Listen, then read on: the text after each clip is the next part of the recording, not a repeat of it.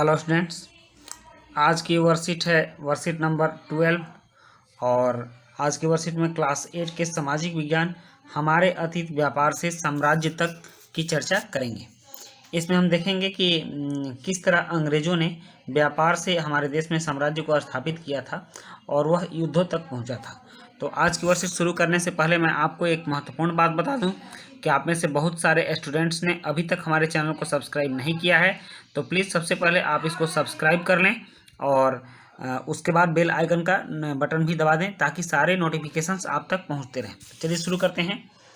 हमने पीछे भी बताया था कि औरंगजेब की मृत्यु के बाद मुगल शासन कमज़ोर हो गया था और क्षेत्रीय शासक अपनी ताकत दिखाने के लगे। बंगाल के नवाब ने ईस्ट इंडिया कंपनी को रियायतें देने से मना कर दिया। ईस्ट इंडिया कंपनी जो अंग्रेजों की कंपनी थी, बंगाल के ईस्ट इंडिया कंपनी जो अंग्रेजों में जो कंपनी बनी थी पूर्वी क्षेत्र में व्यापार करने के लिए, उसने बंगाल के नवाब को कर देना बंद कर दिया और बंगाल के नवाब ने जो कंपनी को मुगल बादशाह से रियायत मिली थी उस रियायत को देने से मना कर दिया। ये विवाद का बहुत बड़ा कारण बना और व्यापार के अधिकार के बदले नजराने मांगे, साथ ही सिक्के ढालने और किलेबंदी बढ़ाने पर भी रोक लगा दिया। कंपनी और बंगाल के नवाब के बीच यह टकराव बढ़ता गया और सन 1756 ईस्वी में अलीवर्दी खां, जो कि बंगाल का नवाब था, तत्कालीन नवाब था, उसकी मृत्यु होने के बाद सिराजुद्दौला बंगाल के नवाब बने। ये सिराजुद्दौला अलीवर्दी खान का नाती था और ये वहाँ नवाब बना। कंपनी को उसकी ताकत से भय था, कंपनी को सिराजुद्दौला की ताकत से भय था, क्योंकि सिराजुद्दौला काफ़ी समझदार नवाब था और वो कंपनी की चालाकी को समझता था। कंपनी उसकी जगह कठपुतली नवाब चाहती थी जो उसके इशारों पर नाचे, और सिराजुद्दौला ने कंपनी को उनके राजनीतिक मामलों में टांग न अड़ाने का हुक्म दिया। सिराजुद्दौला ने कहा कि आप यहाँ व्यापार करने आए हो, आप सिर्फ व्यापार करो और हमारे राजनीतिक मामलों में टांग मत अड़ाओ। और टैक्स अदा करने को कहा और कहा कि बिना टैक्स के हम बंगाल में तुमको व्यापार नहीं करने देंगे। लेकिन कंपनी ने बात नहीं मानी। फलस्वरूप कासिम बाजार स्थित इंग्लिश फैक्ट्री पर नवाब ने कब्जा कर लिया और कोलकाता के किले पर कब्जे के लिए निकला। कोलकाता आप जानते हैं कि अंग्रेजों ने ही बसाया था। 1739 ईस्वी में कोलकाता की स्थापना 1739-40 में की थी और कंपनी ने रॉबर्ट क्लाइव के नेतृत्व में सेनाओं को रवाना किया और रॉबर्ट क्लाइव को नौसेना का साथ भी मिला। नौसेना मतलब जो जल सेना होती है उसको नौसेना कहते हैं।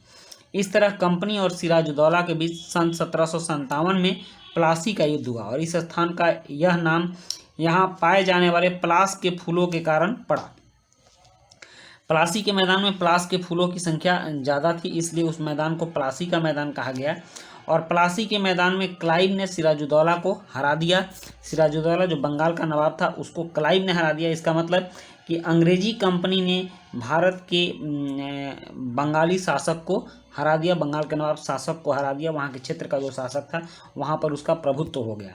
और उसकी हार का एक बड़ा कारण उसका सेनापति मीर जाफर था, जो सिराजुद्दौला का सेनापति था और जो अंग्रेजों से मिल गया था। तो ये मीर जाफर अंग्रेजों से मिल गया था क्योंकि अंग्रेजों ने मीर जाफर को नवाब बनाने का लालच दिया था कि जब सिराजुद्दौला हार जाएगा तो हम मीर जाफर को नवाब बना देंगे और मीर जाफर हमारी कठपुतली नवाब बनकर काम करेगा।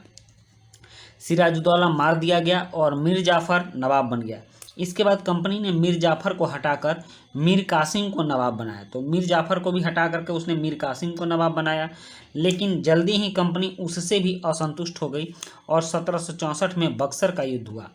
बक्सर के युद्ध में यहाँ के 3 लोगों ने मिल करके अंग्रेजी कंपनी का मुकाबला किया था। एक तरफ से अंग्रेजी कंपनी थी, ब्रिटिश ईस्ट इंडिया कंपनी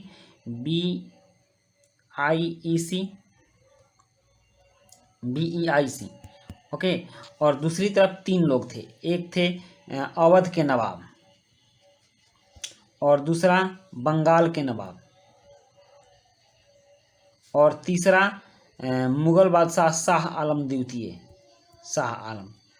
इन तीनों की संयुक्त सेना अंग्रेजों की सेना से टकराई और ये हार गई। इसका मतलब कि बक्सर का लड़ाई काफ़ी महत्वपूर्ण था और एक तरह से अंग्रेजों ने भारत के शहंशाह को हरा दिया, भारत के मुगल बादशाह को भी हरा दिया। तो 1764 में बक्सर में युद्ध हुआ और अंग्रेजों ने युद्ध के बाद पुनः मीर जाफर को नवाब बनाया। उसकी मृत्यु के बाद 1765 में मुगल बादशाह ने कंपनी को ही बंगाल की दीवानी मतलब भू राजस्व वसूलने का अधिकार दे दिया। इस तरह कंपनी खुद ही नवाब बैठी। दीवानी का मतलब पैसे का, जितना पैसा संबंधी अधिकार होता है उसको दीवानी कहते हैं। तो ये सारा पैसा वाला अधिकार कंपनी को दे दिया, तो इसका उसको मोटा माल मिल गया। उस समय भारत का सबसे धनी राज्य था बंगाल, वहाँ से 4 करोड़ प्रति वर्ष टैक्स आता था। तो उस धनी राज्य को अंग्रेजों के हाथ में दे दिया, अंग्रेज इससे और ताकतवर हो गए। तो इस तरह ये आपकी वर्कशीट है और इस वर्कशीट से संबंधित कुछ प्रश्न भी हैं, इन प्रश्नों को देखते हैं। पहला प्रश्न है कि प्लासी का नाम किस तरह पड़ा, और दूसरा प्रश्न है बंगाल के नवाबों के और ईस्ट इंडिया कंपनी के बीच किन किन बातों पर विवाद था, या प्लासी के युद्ध के कारण क्या थे। तीसरा प्रश्न है सिराजुद्दौला की हार का मुख्य कारण क्या था, और चौथा प्रश्न है दीवानी से आप क्या समझते हैं। तो चलिए इन प्रश्नों के उत्तर करते हैं। यहाँ पहला प्रश्न है कि प्लासी का नाम किस तरह पड़ा, तो इसका उत्तर है प्लासी के मैदान में उपस्थित प्लास के फूलों के कारण प्लासी का नाम पड़ा। और दूसरा प्रश्न है बंगाल के नवाबों के और ईस्ट इंडिया कंपनी के बीच किन किन बातों पर विवाद था, या प्लासी के युद्ध के क्या कारण थे। तो इसका उत्तर है बंगाल के नवाबों के बीच और ईस्ट इंडिया कंपनी के बीच निम्न बातों पर विवाद था। पहला, कंपनी वहाँ के राजनीतिक मामलों में हस्तक्षेप करती थी। दूसरा, व्यापार से होने वाले टैक्स कंपनी नहीं देती थी। और तीसरा, कंपनी ने वहाँ नवाब की मर्जी के खिलाफ किलेबंदी भी की थी। तीसरा प्रश्न है कि सिराजुद्दौला की हार का मुख्य कारण क्या था। तो इसका उत्तर है सिराजुद्दौला की हार का मुख्य कारण उसके सेनापति मीर जाफर का अंग्रेजों से मिल जाना था। और चौथा है दीवानी से आप क्या समझते हैं। तो चौथा है दीवानी का मतलब भू राजस्व वसूल करने का अधिकार होता है।